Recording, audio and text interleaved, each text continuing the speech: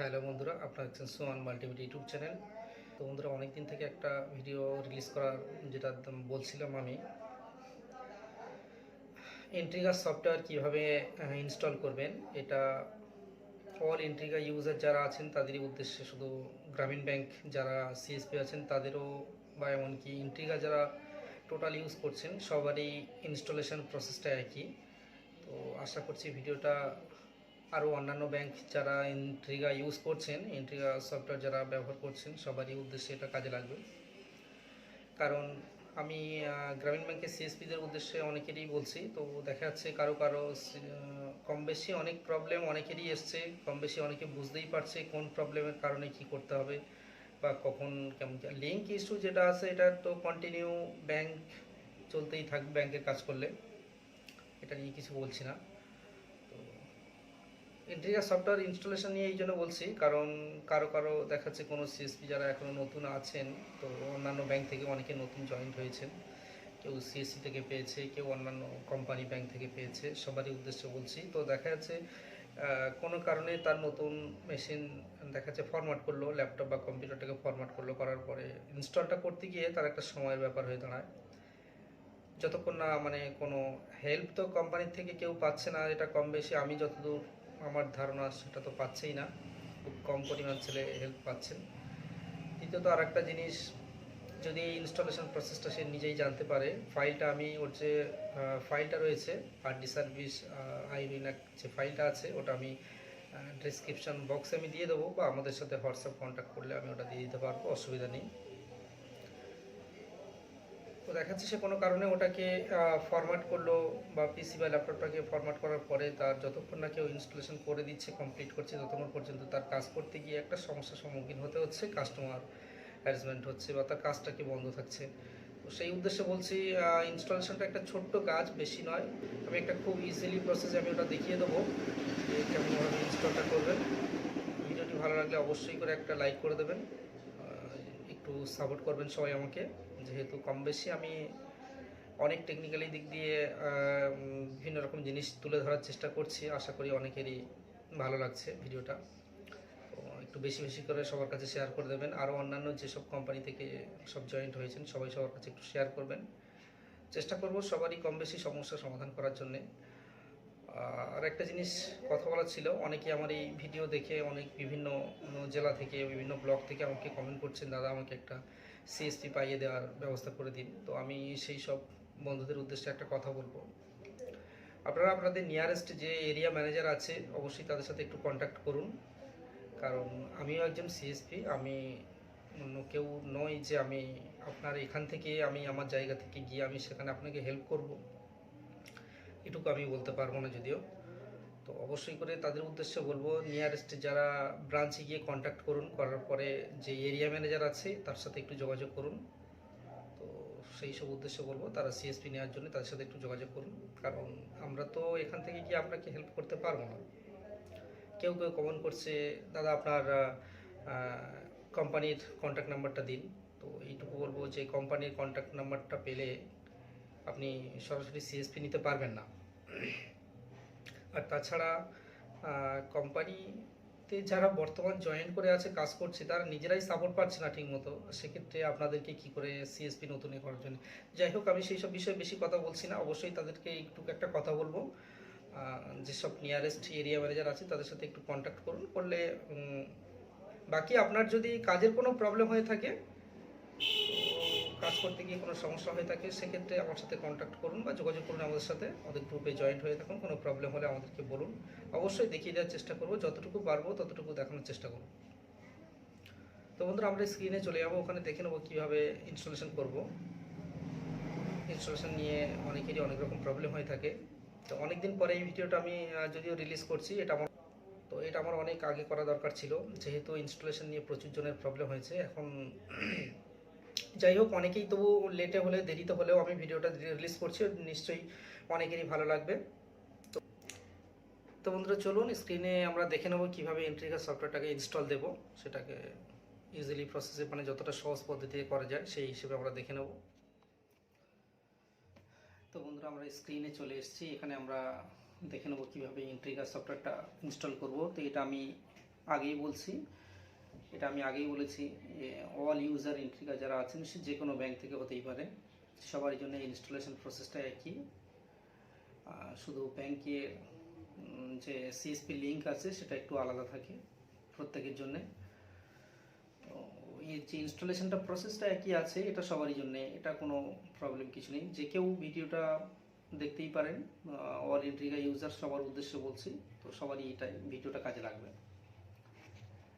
তো আমরা দেখে নেবো কীভাবে ইনস্টলেশনটা করব। একটা খুব সহজ পদ্ধতি, ইজিলি প্রসেসে আমি দেখিয়ে দেবো, খুব একটা ক্রিটিক্যালও হবে না, সহজেই আপনারা নিজেরাই করে নিতে পারবেন।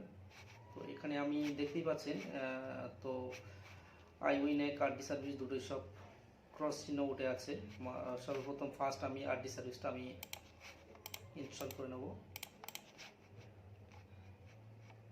দেখতে পাচ্ছেন উইন্ডোজ আরডি সার্ভিস ভার্সনটা এখানে দেওয়া রয়েছে 2.0.1.54 পিএনবি যে আরডি সার্ভিসটা আছে এটাই। আমরা এটার উপরে রাইট ক্লিক করে ইনস্টল করে নেব। এটা প্রথমে আরডি সার্ভিসটা আমরা ইনস্টল করব, দেখে নেব।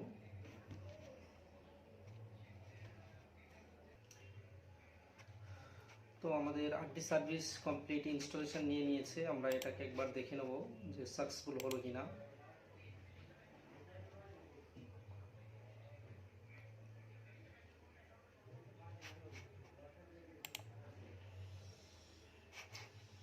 বন্ধুরা দেখতেই পাচ্ছেন এখানে আরডি সার্ভিস অলরেডি রাইট চিহ্ন চলে এসেছে, তার মানে আমাদের কমপ্লিট হয়ে গেছে। আমরা এবার দেখে নেবো iWinNAC যে ইন্ট্রিগা সফটওয়্যার যেটার বিষয়ে বলছিলাম ওটা কেমনভাবে ইনস্টল করব। খুব সহজ পদ্ধতিতে আমি দেখিয়ে দিচ্ছি। তো ফাইলটা নিজেদের কাছে থাকলে নিজেরাই ইনস্টল করে নিতে পারবেন, কাউকে বলতে হবে না বা কারো কাছে রিকোয়েস্টও করতে হবে না। আশা করছি নিজেরাই কাজটা করে নিতে পারবেন। তারপরেও যেহেতু এগুলো সফটওয়্যার প্রবলেম, যদি ক্রিটিক্যাল বলে মনে হয় তো অবশ্যই আমাদের হোয়াটসঅ্যাপ নাম্বারে যোগাযোগ করতে পারেন, আমাদের গ্রুপে জয়েন্ট হয়ে আমাদের সাথে কন্ট্যাক্ট করতে পারেন। চেষ্টা করবো আপনার সমস্যার সমাধান করে দেওয়ার জন্য। তো আমরা চলে যাবো এবারে iWinNAC ফাইলটা কিভাবে ইনস্টল করব। তো আমি iWinNAC যে ফাইলটা আছে ডেস্কটপে নিয়ে রেখে দিয়েছি। তো এটা প্রথম একটা উদ্দেশ্য আমি বলবো, আপনার যে iWinNAC ফাইলটা হবে এরকমই ডেস্কটপে রেখে দেবেন, এটা কোনো ড্রাইভারের মধ্যে রাখবেন না। যদি রাখেন তো কপি করে ফাইলটা আলাদা করে রাখবেন। যে মেন ফাইলটা আছে ইনস্টলেশন ফাইল, এটা ডেস্কটপেই রাখবেন। তো আমি এর উপরে ক্লিক করব, আবার এখানে ক্লিক করব, আবার এখানে ক্লিক করব। করার পরে আমার একটা জিনিস এখানে খেয়াল করলে দেখতেই পারবেন যে লিঙ্ক টাইটেল বার যেটা বলা হয়, এর উপরে আমরা দেখব এখানে আমাদের টোটাল ভার্সন দিয়ে রেখেছি, কোন ভার্সনে আমরা কাজ করছি। তো ওটা সবার উদ্দেশ্যে একই, সে যে কোনো ভার্সনই হোক না কেন কোনো প্রবলেম নেই, ইনস্টলেশন প্রসেসটা সবার জন্য একই, আমি বারবার বলছি। তো এর যে লিঙ্কের টাইটেল, এই ফাইলে যে টাইটেল বারটা আছে এখানে আমি ক্লিক করব। একটা ক্লিক করার পরে এটা অল সিলেক্ট হয়ে যাবে। তো এটাকে কন্ট্রোল-C দিয়ে কপি করে নেব। এটাকে মিনিমাইজ করে বা আমি কেটে দেবো।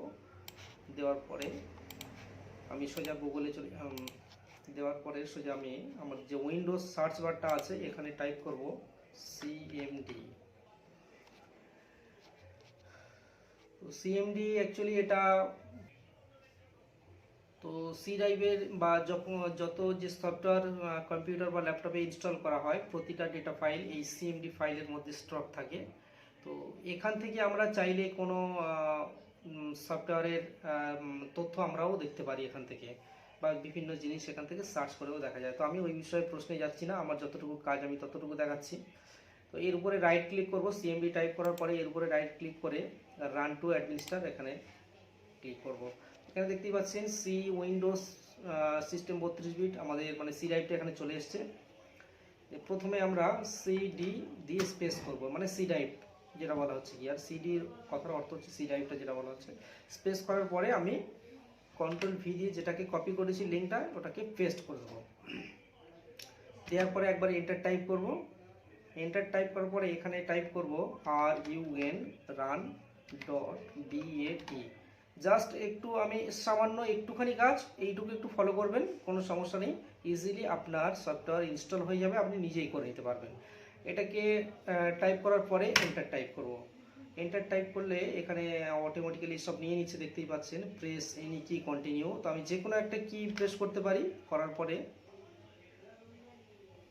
একটু ওয়েট করতে হবে, যেহেতু ডেটা ফাইলটা ওখানে সার্চ করছে, ওর যে মানে লোকেশনটা আছে ওটা লোকেশনটা ভেরিফাই করার পরে অটোমেটিক্যালি ইনস্টল নিয়ে নেবে। কোন ড্রাইভে কোথায় রেখেছি ফাইলটা ওটা সিএমডি লোকেট করছে।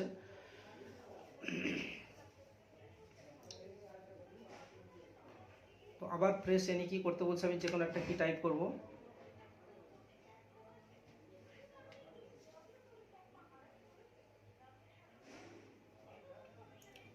একটু সময় লাগবে, এখানে তাড়াহুড়োর কিছু নেই।